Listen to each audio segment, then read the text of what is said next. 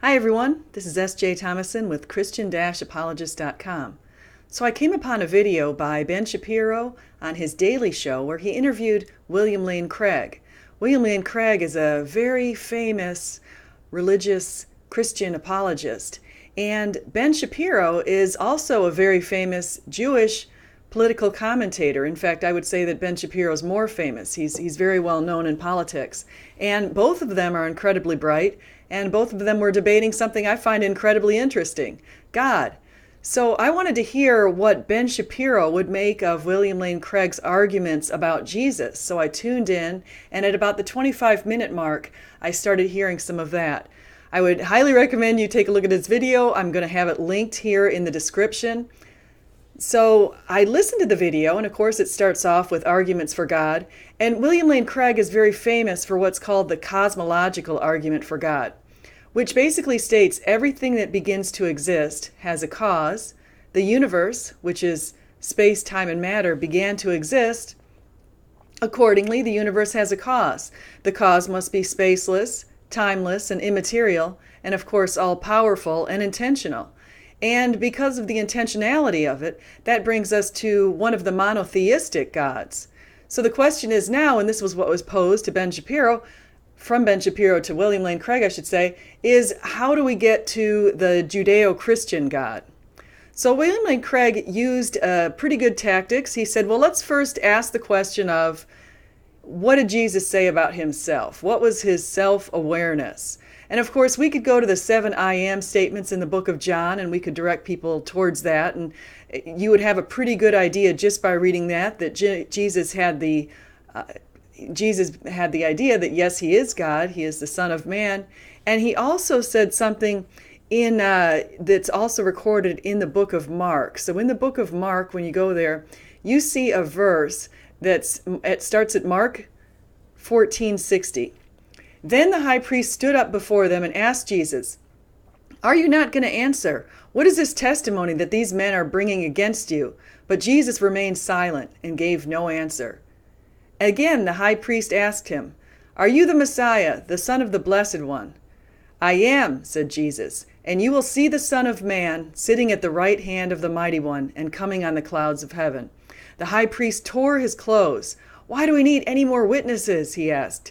"You have heard the blasphemy. What do you think?" They all condemned him as worthy of death.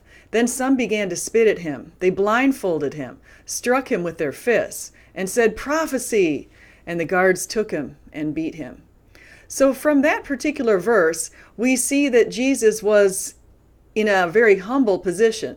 So what's very interesting that I think William Lane Craig shared with Ben was that Jesus was a humble, suffering servant. If we go back to other books, we also see that. Now, Ben Shapiro said one of the reasons that he didn't support the idea of Jesus' divinity is because he said that Jesus should be coming more as a king. The idea of coming in the clouds from heaven was the kingly appearance of Jesus. But if we go back to some of Ben Shapiro's own books, the Jewish scriptures, we see other ways to describe the Messiah. One of the ways was listed here in Isaiah 53, which I'm going to read to you. "He was despised and rejected by mankind, a man of suffering and familiar with pain. Like one from whom people hide their faces, he was despised, and he held him in low esteem. Surely he took up our pain and bore our suffering. Yet we considered him punished by God, stricken by him, and afflicted. But he was pierced for our transgressions. He was crushed for our iniquities. The punishment that brought us peace was on him, and by his wounds we are healed. We all like sheep have gone astray. Each of us has turned to our own way, and the Lord has laid on him the iniquity of us all. He was oppressed and afflicted, yet he did not open his mouth. He was led like a lamb to the slaughter." Another very interesting passage that Ben Shapiro would benefit by hearing is one that's in another one of his own books. It's in the Babylonian Talmud, 98a, which was written around the 4th century. This particular book documents ancient discussions between Jewish rabbis about the Messiah. Here, and I quote, "Our Alexandra said, 'Our Joshua be Levi, pointed out a contradiction. It is written, in its time will the Messiah come, whilst it is also written, I, the Lord, will hasten it. If they are worthy, I will hasten it. If not, he will come at the due time.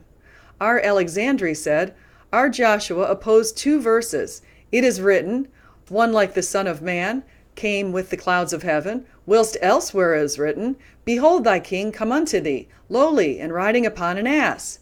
If they are meritorious, he will come with the clouds of heaven, if not lowly and riding on an ass.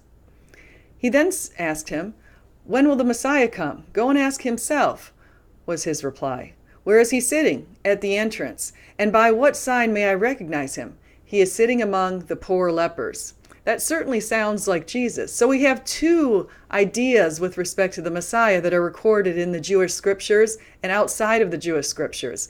One idea is that Jesus will be coming as a very humble and lowly suffering servant. That's recorded in Isaiah 53, and also in Zechariah 9:9 we talk about the coming of the Messiah. It says, See, your king comes to you lowly, riding on a donkey.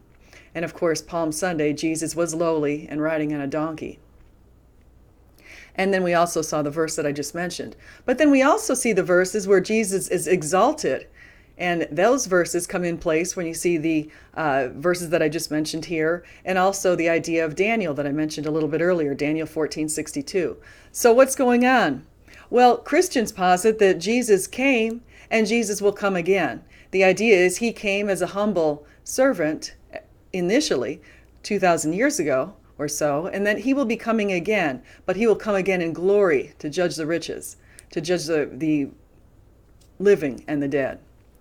So you have a choice. The choice is either you can take your own text, Ben, and you can look at them and really identify the idea that there are two different types of a Savior listed, or you cannot. Another thing that you might want to pay attention to is in Malachi 3:1. Malachi makes very clear that the Anointed One will be appearing in the Second Temple. Of course, you know the Second Temple was destroyed in 70, so the Anointed One would have to appear before that. Jesus appeared in the temple many times. What's also mentioned in Daniel 9 is a timeline of when Jesus would be crucified. And if you look at that, there's 77s, and you can do all of the math, and I've actually made videos on this, but there's 77s, and it all plays out to a date of April 3rd of 33. So we have a couple of things that are in the Old Testament pointing to the New Testament. And of course, those are just a couple of 330 fulfilled prophecies in the New Testament that Jesus fulfilled. Another thing that might be mentioned is in the Old Testament, of course, the idea that Israel will not be gone, the Israeli people will remain. The Israeli people were scattered all over the planet in 70 when the Romans came and destroyed Jerusalem. The Second Temple was destroyed, and Israel, as a country, did not have its geographic location again until 1948. That is notable. There's no other place like that quite in the world where a country was decimated, and then almost 2,000 years later, it reappears. Now, it's also notable that in the books of Ezekiel, Revelation, and also in Daniel, we have passages that indicate that Jesus will be coming again, and that there will be another temple. The temple hasn't been built yet, the third temple, but there's certainly discussions about it. And you can also find some of those discussions on YouTube. People have linked Trump with Netanyahu and some plans to build this third temple, which I think you might find interesting. So I want to say thank you so much for coming by today. I hope you'll like and subscribe and certainly come again. Thank you.